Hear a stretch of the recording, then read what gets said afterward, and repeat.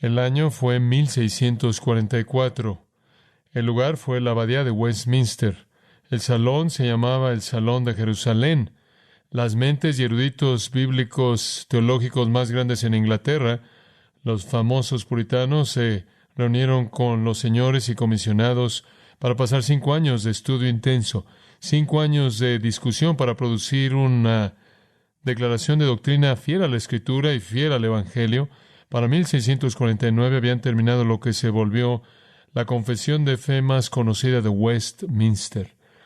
En ese credo hay una afirmación acerca de la seguridad de la salvación, llamándola de manera exacta perseverancia. En una afirmación breve y exacta, la confesión de Westminster en el capítulo 17, sección 1, dice, y cito, aquellos a quienes Dios ha aceptado en su amado, llamado eficazmente y santificado por su Espíritu, no pueden caer ni de manera total ni final de un estado de gracia, sino que ciertamente perseverarán en él hasta el final y serán eternamente salvos. Fin de la cita. Necesito decir que lo expresaron de manera correcta. La Escritura está llena de promesas que llevaron ese credo, que llevaron esa convicción.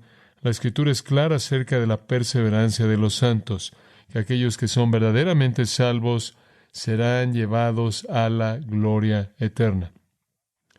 Nuestro Señor Jesús dijo en el 6º capítulo de Juan, todo lo que el Padre me da vendrá a mí, y el que a mí viene no le echaré fuera. Todo lo que el Padre me da le recibiré, y yo le resucitaré en el día postrero.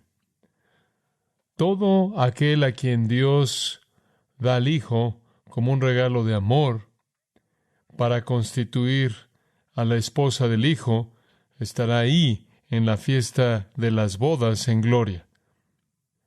Mis ovejas, nuestro Señor dijo en Juan 10, me conocen y yo las conozco, y les doy vida eterna, y no perecerán jamás, ni nadie las sacará de mi mano o de la mano de mi Padre.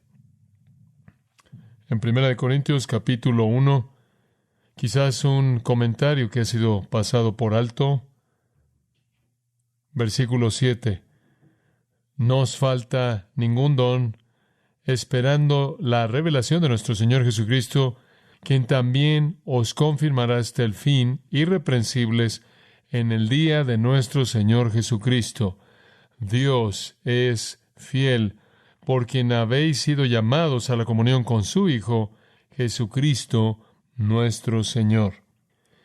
Primera de Tesalonicenses, capítulo 5, versículo 23. Y el Dios de paz mismo santifique por completo, y que vuestro espíritu, alma y cuerpo sean guardados, completos, irreprensibles, hasta la venida de nuestro Señor Jesucristo. Fiel es el que os llama, el cual también lo hará. Esa es la promesa de Dios. Otra bendición conocida, llamada al final de Judas, y aquel que es poderoso para guardaros sin caída y presentaros delante de su gloria sin mancha, con gran gozo, al único Dios nuestro Salvador, por Jesucristo nuestro Señor, sea gloria, majestad, imperio y autoridad, ahora y por todos los siglos. Amén. Aquel que es poderoso para guardaros sin caída. Hay muchas otras afirmaciones que nos prometen que la vida eterna es, de hecho, eterna. Esto fue entendido ampliamente por parte de los estudiosos de Westminster, pero también entendieron lo que la perseverancia no significaba. No significaba que los cristianos no fallan en sus vidas, en su obediencia. No significaba que los cristianos no fallan seriamente y posiblemente hasta la muerte, porque entre los corintios muchos estaban débiles y enfermos y algunos habían muerto por cómo habían venido a la mesa del Señor. Entonces, la confesión de Westminster añadió esto: no obstante, los creyentes pueden mediante las tentaciones de Satanás y del mundo, la prevalencia de la corrupción que permanece en ellos y el descuido de sus medios de preservación, caer en pecados tristes y por un tiempo continuar en ellos, y de esta manera incurrir en el desagrado de Dios y entristecer a su Espíritu Santo, y llegar a ser privados de cierta medida de sus gracias y comodidades, y que sus corazones se endurezcan y sus conciencias se hieran, se lastimen y escandalicen a otros y traigan juicios temporales sobre sí mismos. En otras palabras, la perseverancia en la fe no significa perfección. La perseverancia de los santos entendieron que era una mejor expresión de esta gran verdad que seguridad eterna. La seguridad eterna ha llegado a ser una designación más popular, pero no es tan precisa.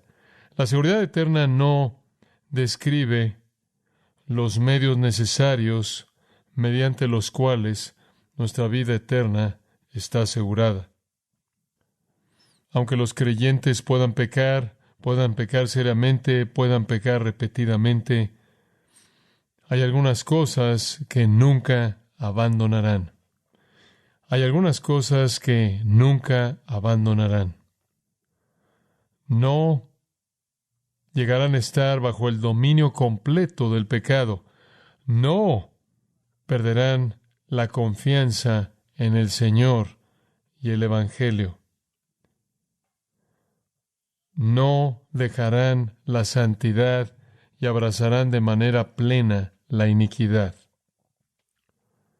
La doctrina de la perseverancia esencialmente es que la vida que es de Dios es permanente.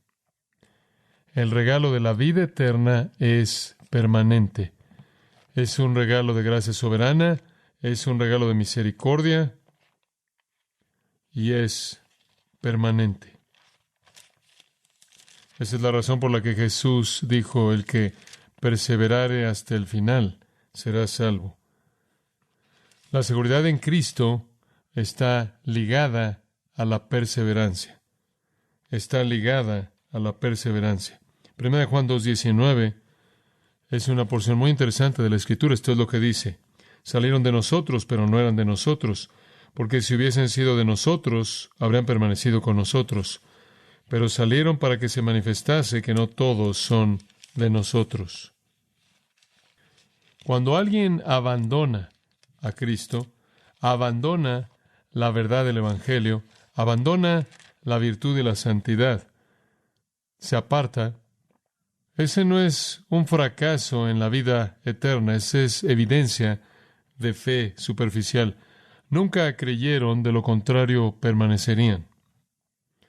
Cualquier idea de salvación que deja fuera la seguridad es una distorsión de la verdad, y cualquier idea de la seguridad que deja fuera la perseverancia es una distorsión de la verdad.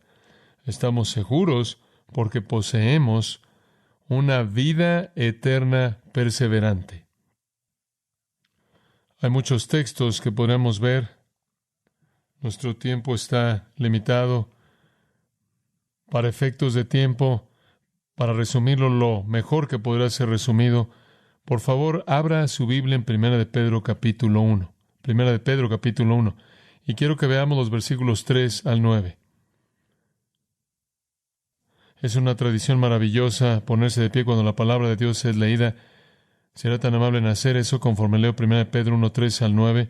Escuche con mucha atención. No deje que su mente se distraiga conforme ve este texto. Bendito el Dios y Padre de nuestro Señor Jesucristo, que según su grande misericordia nos hizo renacer para una esperanza viva por la resurrección de Jesucristo de los muertos, para una herencia incorruptible, incontaminada, inmarcesible, reservada en los cielos para vosotros, que sois guardados por el poder de Dios mediante la fe, para alcanzar la salvación que está preparada para ser manifestada en el tiempo postrero, en lo cual vosotros os alegráis, aunque ahora por un poco de tiempo, si es necesario, tengáis que ser afligidos en diversas pruebas, para que sometida a prueba vuestra fe, mucho más preciosa que el oro, el cual aunque perecedero se prueba con fuego, se halla en alabanza, gloria y honra cuando sea manifestado Jesucristo, a quien amáis sin haberle visto, en quien creyendo, aunque ahora no lo veáis, os alegráis con gozo inefable y glorioso, obteniendo el fin de vuestra fe, que es la salvación de vuestras almas. Pueden tomar asiento.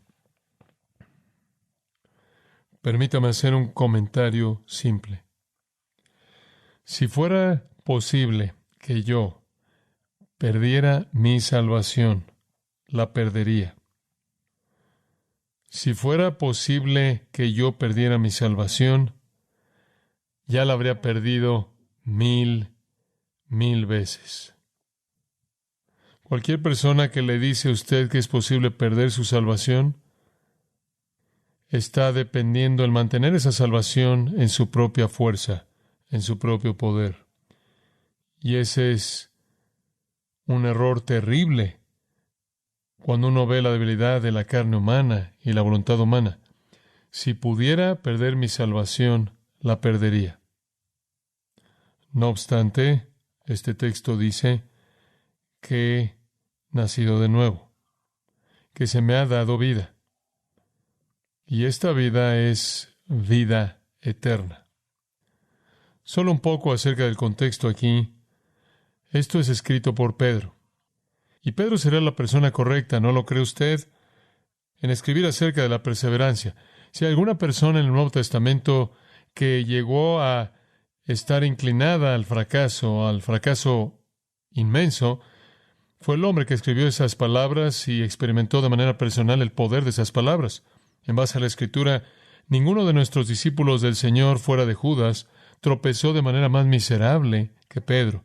Y sabe una cosa, incluso podría usted llegar a luchar al distinguir a Judas de Pedro si usted tan solo compara el hecho de que Juan 13 dice en ese jueves por la noche de la semana de la pasión en el aposento alto, Satanás entró en Judas. Con las palabras de nuestro Señor a Pedro en Mateo 16, quítate de delante de mí, Satanás. Si en algún punto llegó a haber alguien inclinado al fracaso, fue Pedro, cuyo fracaso pareció ser tan grande, y entonces no podría haber una mejor persona que pudiera escribir esto que Pedro. De hecho, no es sorprendente que fue en el versículo 16 de Mateo 16 que Pedro dice, tú eres el Cristo, el Hijo del Dios viviente, y Jesús dice, carne y sangre no te revelaron eso, sino mi Padre que está en los cielos. Y en el versículo 23 Jesús se vuelve a Pedro y dice, quítate de delante de mí, Satanás. Y en el mismo texto, en base a esa confesión acerca de Jesucristo, edificaré mi iglesia. Y los apóstoles, incluyendo a Pedro, se volverían las piedras de cimiento. Pedro es prueba de que un creyente verdadero puede tropezar, pero no caer. Pedro salió después de sus denuncias más adelante de Cristo y traiciones y lloró amargamente.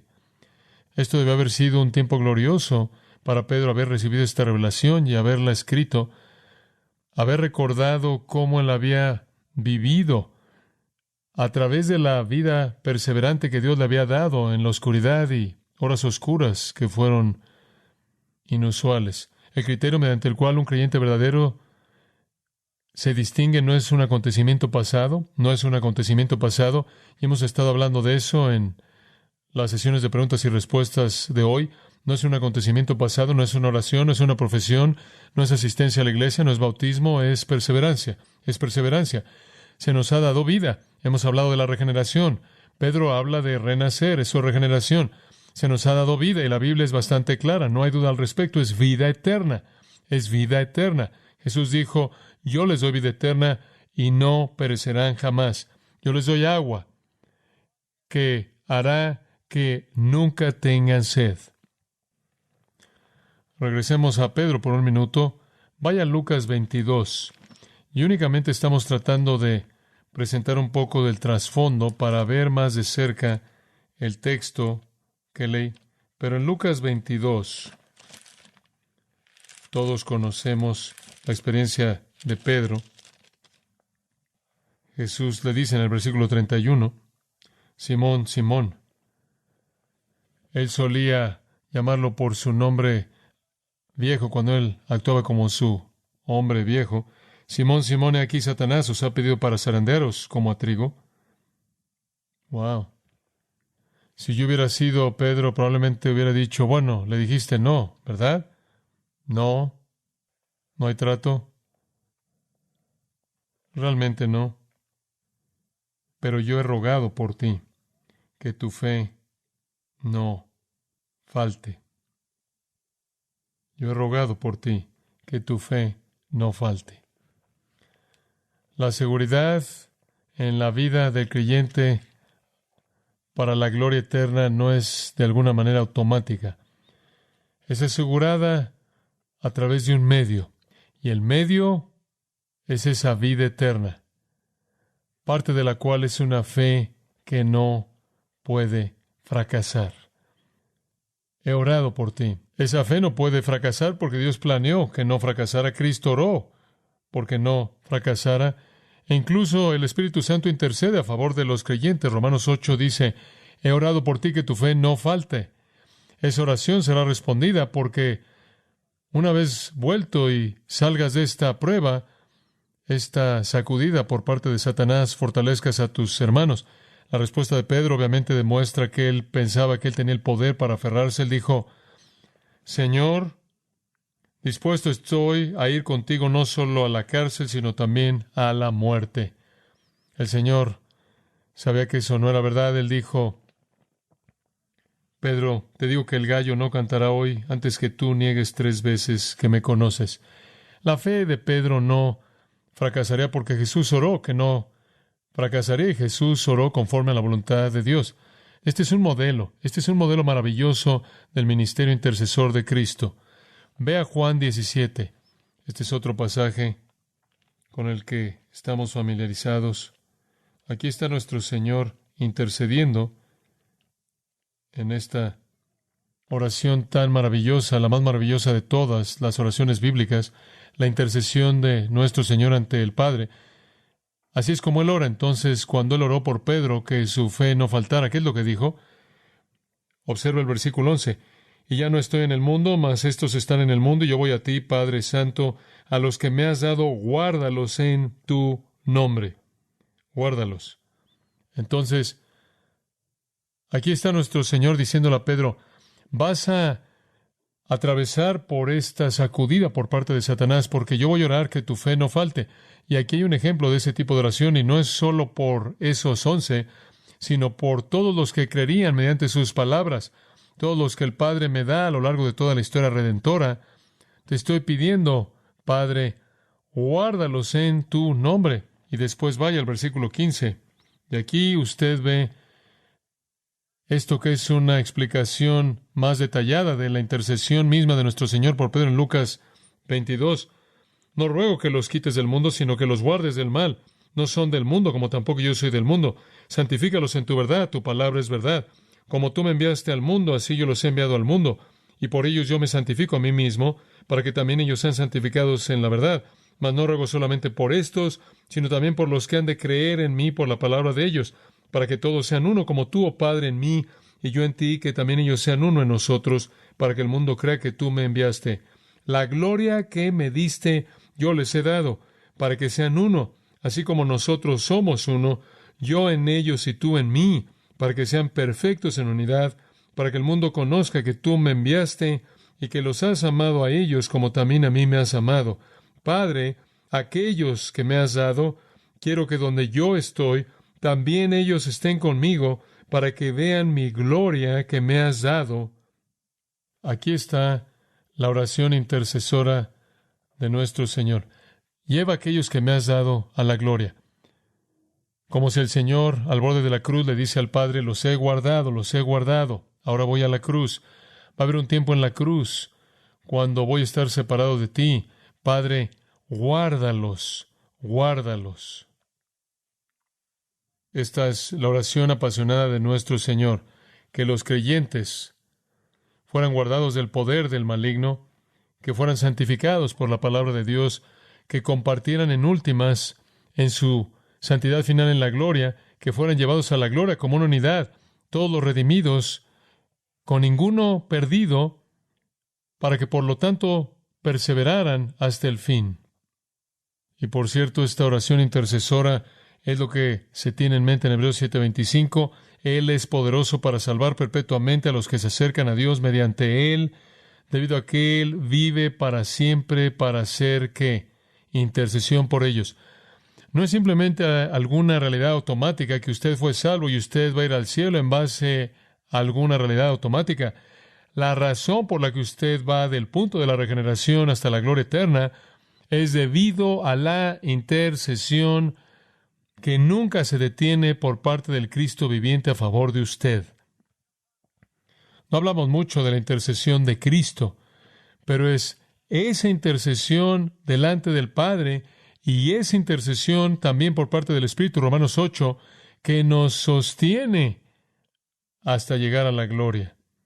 La intercesión de Cristo garantiza nuestra salvación eterna y el cumplimiento del plan del Padre, que aquellos a quienes Él conoció de antemano, Él glorificó. Entonces, hemos nacido de nuevo. Regresemos a 1 de Pedro por tan solo una mirada breve. Hemos sido glorificados. Vamos camino a la gloria. Hemos sido regenerados. Simplemente ve el versículo 3. Nos hizo renacer. Poseemos vida nueva. Y esa vida nueva es vida eterna. Jeremías 32:40. Y haré un pacto eterno con ellos, que no me volveré de ellos para hacerles bien, y yo colocaré mi temor en sus corazones para que no se aparten de mí. El pacto de salvación es un pacto eterno. Nadie queda fuera, nadie se cae por las grietas. Dice usted, bueno, espera un minuto, ¿no hay advertencias en la Escritura? ¿Acaso la Escritura no advierte a la gente no sea que se aparten? En el libro de Hebreos y otros lugares, sí. Pero esa es una advertencia para los creyentes falsos y oyentes no comprometidos. Y de nuevo lo digo, la doctrina de la perseverancia de los santos dice que los creyentes verdaderos van a perseverar. No dice que están seguros sin importar lo que hagan. Dice que perseverarán. No dice que si aceptaron a Jesús en un momento, terminarán en el cielo. Dice que perseverarán. Y perseverarán porque esa vida que está en ellos, esa vida que es vida eterna, es la vida de Dios y el alma del hombre. Y es sostenida en todo creyente por la obra intercesora de Cristo y del Espíritu conforme al propósito de Dios. Usted tiene una vida eterna, perseverante en usted como creyente. Esto tenía que ser buenas noticias para los lectores de esta carta. Pedro estaba escribiéndole a creyentes que estaban dispersos, como dice en el versículo 1, en Asia Menor, que estaban enfrentando persecución horrenda. Estos creyentes temían por sus vidas, temían que su fe fracasaría cuando fuera probada de manera correcta, no confiaban en su propia fuerza. Pedro les recordó que eran extranjeros en el mundo, eran ciudadanos del cielo, eran una especie de aristocracia real, residentes de un reino celestial, piedras vivas en el templo de Dios, un real sacerdocio, pueblo adquirido por Dios. Todo eso Él les recuerda en esta epístola maravillosa. Pero esta podría ser la más maravillosa de todas, y esa es la razón por la que está al principio. No necesitaban temer las amenazas, no necesitaban temer el peligro, o no necesitaban temer la persecución, no necesitaban temer el sufrimiento, incluso la muerte, y él habla de eso en casi todo capítulo. No necesitaban ser intimidados por o ser afligidos por lo peor que podrían enfrentar, porque su vida eterna nunca fracasaría. Nunca. En lugar de darles dosis de empatía, conmiseración, Pedro los apunta a su seguridad absoluta en Cristo. Podrían perder todas las posesiones terrenales, podrían perder sus vidas, nunca perderían su salvación. Su herencia celestial está fija, está garantizada y están siendo guardados hasta su cumplimiento. Su fe sobrevivirá todo y cualquier cosa porque es parte de esa vida eterna. Simplemente viendo un poco más de cerca el texto, permítame darle unas cuantas cosas en cierta manera para extender esto un poco. La vida eterna incluye una esperanza que no puede fracasar, una esperanza que no puede fallar. Versículo 3 dice: el Dios y Padre de nuestro Señor Jesucristo, que según su grande misericordia nos hizo renacer para una esperanza viva, por la resurrección de Jesucristo de los muertos. En base al hecho de que Cristo salió de la tumba, como él dice en Juan, porque yo vivo, vosotros también viviréis, y nos concede esa vida misma que él posee, la cual la muerte no puede destruir. Tenemos una vida que es eterna y viva, y posee en primer lugar una esperanza viva, una esperanza viva. Usted tiene una esperanza perpetua. Hebreos 6:19 dice: esta esperanza es un ancla del alma, una esperanza que es tanto segura como estable. Nuestra esperanza no puede morir, porque nuestra esperanza está ligada a nuestra vida, la cual es eterna, está viva. Ese es el corazón de la doctrina de la perseverancia de los santos. Perseveramos porque tenemos una vida que no puede morir y tiene una esperanza que no puede morir. Estamos garantizados. Esto es sorprendente. Se nos garantiza, versículo 4, una herencia. Se nos garantiza esa herencia con tanta certeza como Jesucristo resucitó de los muertos y compró para nosotros esa vida eterna. Tenemos una herencia que ya nos está esperando. Incorruptible. Aptartos. No corruptible. No se presta a ser pasajera. Incluso es usada en algunos lugares, no sujeta a ser saqueada por un enemigo o un ejército invasor. Esta es una herencia que no es accesible para ningún ladrón o para que alguien la robe. No puede ser saqueada, no puede ser tomada por un enemigo, incluyendo a Satanás y a los demonios. Es eterna, es indestructible, está segura con Dios. No solo eso, es incontaminada, amiantos, sin mancha, no sujeta a defecto, no sujeta al fracaso, no puede ser contaminada, no puede ser manchada, no puede ser tocada con nada que es malo. No solo eso, es inmarcesible, amarantos, no tiene la propiedad de la descomposición, nunca puede perder su belleza sobrenatural, nunca puede perder su brillo. ¿Por qué? Porque, como usted puede ver, está reservada en los cielos, está reservada en los cielos. Y lo que es verdad acerca del cielo, por lo tanto, es verdad acerca de nuestra herencia. Y lo que es verdad acerca del cielo, escuche estas palabras maravillosas. Bienaventurados aquellos que lavan sus túnicas para que tengan derecho al árbol de la vida y entren por las puertas de la ciudad. Afuera están los perros y los hechiceros y las personas inmorales y los homicidas y los idólatras y todo aquel que ama y practica la mentira. Nada de eso está en el cielo. El cielo no puede ser manchado. El cielo no puede ser manchado por ninguna de esas cosas. Es puro. No hay maldición ahí. Nada de aquello que manifiesta corrupción en este mundo estará en el cielo. Nadie estará en el cielo que sea una influencia corruptora. A diferencia de todo lo que hay en esta vida que está sujeto a la corrupción, a la descomposición y a desvanecerse, nuestra salvación está en el cielo. Incorruptible, incontaminada, inmarcesible. No es parte de este mundo, no es parte de este sistema. Está reservada en los cielos para vosotros. Y de nuevo, en el idioma griego, muy interesante, el perfecto pasivo participio de tereo, lo cual significa guardar o mantener. Y la forma perfecta muestra que la herencia ya está en existencia. Muy bien, ya está en existencia y está siendo guardada en el presente y continuamente siendo guardada hasta que usted la reciba al final. Es el lugar más seguro en el universo, ¿no es cierto? El lugar más seguro en el universo. El cielo nunca va a conocer invasión alguna, ningún tesoro ahí jamás será robado, o contaminado, o corrompido, o afectado por la corrosión.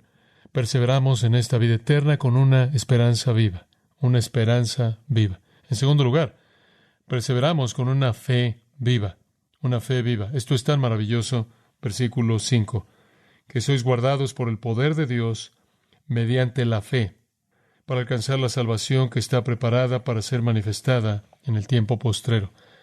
Somos protegidos por el poder de Dios mediante la fe. La fe es el medio. Tenemos una esperanza viva que no puede morir. Tenemos una fe viva que no puede morir. Creeremos hasta la gloria eterna. Nos está esperando una salvación lista para ser revelada en el tiempo postrero, ya preparada, ya presente, ya lista, ya ha sido lograda. Simplemente nos está esperando. Es protegida, un término militar, es protegida por el poder de Dios hasta que lleguemos. Pero el medio, de nuevo, mediante la cual es protegida, es una fe viva. Nuestra fe continua. Efesios 2, 8 y 9. Porque por gracia sois salvos por medio de la fe, y esto no de vosotros, pues es don de Dios. Se nos ha dado una esperanza viva e inmortal, se nos ha dado una fe viva e inmortal.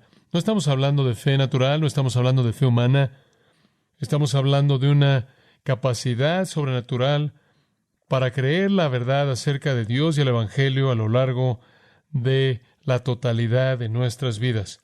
Nunca dejamos de creer. No es independiente de nuestra propia voluntad, sino por poder divino, activa nuestra voluntad y permanecemos estables, no pasivos, sino activos en la perseverancia. De esta manera es llamada la perseverancia de los santos. Hay un tercer elemento en esto. Perseveramos en esta vida eterna con una esperanza viva y una fe viva y un poder vivo. Versículo 6. En lo cual vosotros os alegráis, aunque ahora por un poco de tiempo, si es necesario, tengáis que ser afligidos en diversas pruebas, para que sometida a prueba vuestra fe, mucho más preciosa que el oro, el cual aunque perecedero se prueba con fuego, se halla en alabanza, gloria y honra cuando sea manifestado Jesucristo. Lo que esto nos dice es que hay un poder que está operando en nuestras vidas, que nos sostiene a través de las pruebas más severas que podemos imaginarnos o que ni siquiera podemos imaginarnos. Aunque ahora o por un tiempo, si es necesario, habéis sido afligidos por diversas pruebas, esto se vuelve la prueba de vuestra fe, la cual más preciosa que el oro, que es perecedero. Ese es un pensamiento fascinante para mí. Este es un pensamiento fascinante para mí. He sido un pastor ya por suficientes años como para saber que mucha gente lucha con su certeza en la salvación. Se preguntan, ¿realmente soy salvo? ¿Realmente he sido perdonado? ¿Realmente voy camino al cielo? Lucho con confiar en el Señor. Los jóvenes algunas veces dicen, tú sabes, he invitado a Cristo para que sea mi Señor. Le he pedido a Dios que me salve muchas veces. Me preocupo porque no sea un creyente verdadero. ¿De dónde viene la certeza? La certeza viene del Espíritu de Dios a un creyente obediente como una gracia dada. Pero más allá de eso, la certeza se vuelve más fuerte y más firme entre más su fe es probada por las pruebas. Cuando el doctor me dice, tu hijo tiene un tumor cerebral, podría quitarle la vida. Mi fe es probada.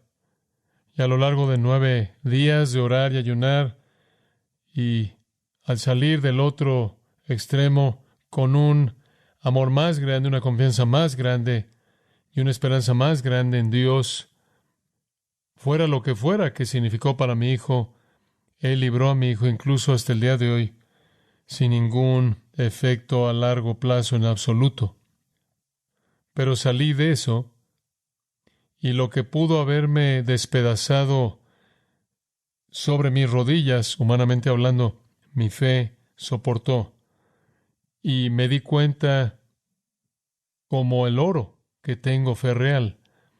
Han habido muchas pruebas como esa a lo largo de la vida. Mi esposa Patricia tuvo un accidente de auto, se rompió el cuello, se fracturó la C2 y la C3, el Señor la libró. A lo largo de los años han habido gente que se ha revelado en la iglesia, quizás después de 20 años en el ministerio. Ahí 250 personas salieron de la iglesia, hostilidad en contra de mí, traición por parte de amigos en los que había invertido mi vida, decepción con parejas que he tratado de ayudar, familias que he tratado de ayudar. He quedado decepcionado por hombres que he discipulado, decepcionado por hombres que he preparado y sus vidas. La vida simplemente está llena de todo eso. Enfermedad de personas que le preocupan a usted, a quien usted ama, y su fe pasa por una prueba, y conforme se acumulan esas pruebas, usted sale de esas pruebas y su fe no fracasa. No importa cuál sea el ataque, usted está consciente de manera maravillosa que lo que es más precioso que el oro es esto, que es real. Esto es diferente de la fe falsa, de la parábola de las tierras, en donde la tierra recibe la semilla, pero cuando viene la tribulación y los problemas, ahogan la semilla y muere sin que llegue a dar fruto. Esa es una fe falsa. O el amor de las riquezas y los afanes de este mundo ahogan esa semilla. Lo más grande que el Señor le puede dar a usted es una prueba dura que prueba la validez de su fe salvadora. Y conforme usted vive la vida y llega al punto en el que yo estoy, ha acumulado muchas más de esas. Y entre más años han pasado y más pruebas he pasado por las que me ha colocado el Señor, más certeza tengo de mi salvación verdadera. La gente que pierde su fe en una prueba, sacuden su puño en contra de Dios, se apartan. Esa es tierra rocosa. La fe real emerge de las pruebas más fuerte que antes, más fuerte que antes. Hay aflicción por un poco de tiempo y es necesario, porque perfecciona nuestra fe. ¿Es eso lo que Santiago dice? La prueba de vuestra fe produce madurez, perfección. Lo hace crecer usted, tened por sumo gozo. Salen como fuego para quemar la escoria, y ese es el punto. Lo que queda es poder para vencer en una fe más fuerte. Perseveramos porque tenemos vida eterna, y esa vida eterna tiene como componentes una esperanza viva, una fe viva y un poder vivo. Una esperanza que nunca muere, nunca fracasa, una fe que nunca muere, nunca fracasa, y una fuerza que nunca fracasa. Esta es la prueba de nuestra fe, el poder desatado en pruebas que un día veremos la alabanza y gloria y honor en la revelación de Cristo. Hay tanto más que querría decir de eso, pero para efectos de tiempo, permítame pasar a otro punto. Esta vida eterna tiene un amor que nunca falla. Un amor que nunca falla. Una de las cosas de las que hablo mucho es que los cristianos aman a Cristo. Los cristianos aman a Cristo. 1 Corintios 16:22 dice, si alguno no amare al Señor Jesucristo, sea anatema. Si usted quiere definir el cristianismo de una manera muy simple, los cristianos aman a Cristo. Los cristianos aman a Cristo. Eso es recíproco. Nosotros le amamos a Él porque, ¿qué? Él nos amó primero. Los cristianos aman a Cristo. Tenemos un amor inmortal hacia Cristo. Por favor, observe el versículo 8. A quien amáis sin haberle visto. Tenemos una esperanza que no fracasará. Tenemos una fe que no fracasará. Tenemos un poder que no fracasará. Y tenemos un amor que no fracasará. Debemos ser definidos por ese amor. Fue Pedro de nuevo. Juan 21. Jesús lo confronta después de que regresó a su carrera de antes de la pesca. Decepcionado en sí mismo, probablemente decidió que él no era apto para ningún ministerio futuro, aunque él había visto al Cristo resucitado. Había estado en Galilea por un tiempo esperando a que Jesús se apareciera. Jesús dijo, espérame. No lo esperó, él regresó a pescar. El Señor se apareció en la costa y preparó el desayuno y él apareció y comieron y habló con Pedro en privado y le dijo, ¿me amas? ¿Me amas? ¿Me amas? Una vez por cada vez que lo negó. Pero finalmente tuvo que apelar a la omnisciencia porque era invisible. Él dijo, tú me conoces, tú sabes que te amo. Alimenta mis ovejas. Alimenta mis ovejas. Él amó a su Señor. No hay duda al respecto, con un amor inmortal. Esa es la razón por la que al final del capítulo 22 de Lucas, cuando sus ojos vieron los ojos de Jesús en la noche de esa negación terrible, Él fue aplastado hasta las lágrimas. ¿Cuánto amaba a su Señor? Lo suficiente como para ser crucificado de cabeza, porque Él pensaba que era indigno de ser crucificado como su Señor había sido crucificado. El amor no es solo un afecto, es un deseo por la obediencia y sacrificio, y servicio, y adoración hacia su Señor. La perseverancia de los santos entonces involucra vida eterna que posee una esperanza viva, una fe viva, fuerza viva, un amor vivo y creo que un gozo vivo. Un gozo vivo, versículo 8, a quien amáis sin haberle visto, en quien creyendo, aunque ahora no lo veáis, os alegráis con gozo inefable y glorioso. Lo que eso está diciendo es que, sin importar lo que está pasando, sin importar cuán dura sea la persecución, sin importar cuán difícil sean las pruebas, como en el caso de estos creyentes esparcidos, no importa cuán difícil es el sufrimiento, hay un gozo imposible de alterar en las profundidades, en la expectativa de la gloria futura. Ese gozo es manifiesto en un creyente verdadero porque es un elemento de vida eterna, es un elemento de vida eterna. Conocemos estas cosas, ¿no es cierto? Esperanza y fe y poder y amor y gozo. El creyente experimenta esos como los componentes, las realidades de la vida eterna. Son la evidencia que siempre está presente de una fe verdadera y es mediante esos que perseveramos. Y finalmente, obteniendo, versículo 9, el fin de nuestra fe, que es la salvación de nuestras almas. La salvación final, la salvación completa, la salvación que está más cerca ahora que cuando creímos, obteniendo presente medio en la actualidad, recibiendo para ustedes mismos, incluso ahora tienen el fin ya en sus manos, ya en su alma, es de ustedes. La glorificación final, definitiva, que es el elemento final de la salvación. Y la promesa que viene en las palabras del apóstol Pablo, que con frecuencia afirmamos, aquel que comenzó que en vosotros la buena obra la perfeccionará hasta el día de Jesucristo. Un pensamiento final. Vaya a Juan capítulo 15 por tan solo un momento. Juan capítulo 15, aposento alto. Y diré más acerca de ese capítulo mañana en la iglesia. Pero el aposento alto, Judas ha sido revelado y despedido. Y Jesús da una analogía. Yo soy la vid verdadera y mi Padre es el labrador. Todo pámpano que en mí no lleva fruto lo quitará, y todo aquel que lleva fruto lo limpiará, para que lleve más fruto. Ya vosotros estáis limpios por la palabra que os he hablado, hablando a los 11 que están ahí. Y él está hablando acerca de Judas, quien es la rama prototípica sin fruto, la rama que es cortada, versículo 6, el que es echado fuera, seco, recogido, echado en el fuego y consumido. La rama Judas no perseveró, desertó. Y nuestro Señor le dice estos 11, versículo 4, permaneced en mí.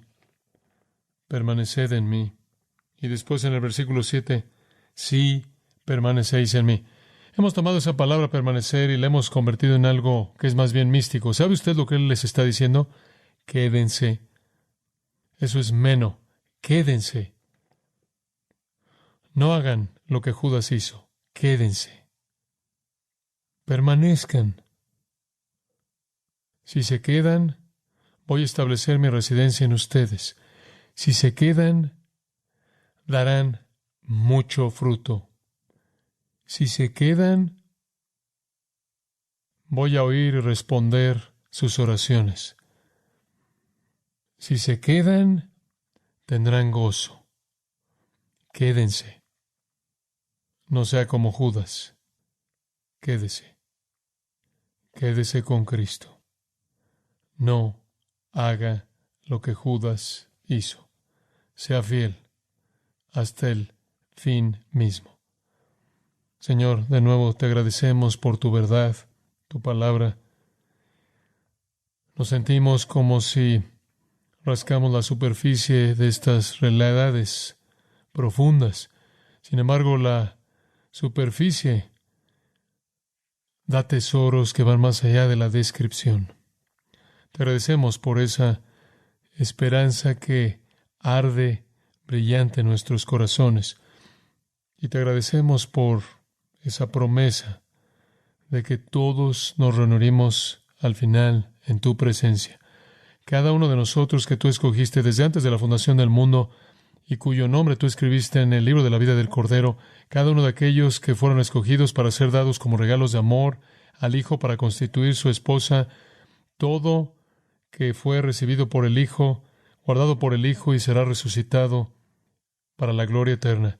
Te agradecemos por esta vida que persevera, esta vida que triunfa sobre el pecado y Satanás y la muerte. Y te agradecemos por la esperanza de que todos nosotros, como uno, escogidos desde antes de la fundación del mundo, seremos congregados en el gozo eterno en tu presencia. Con la expectativa de eso, Señor, vivimos de manera triunfal sobre todos los asuntos de la vida con corazones agradecidos por esa gracia.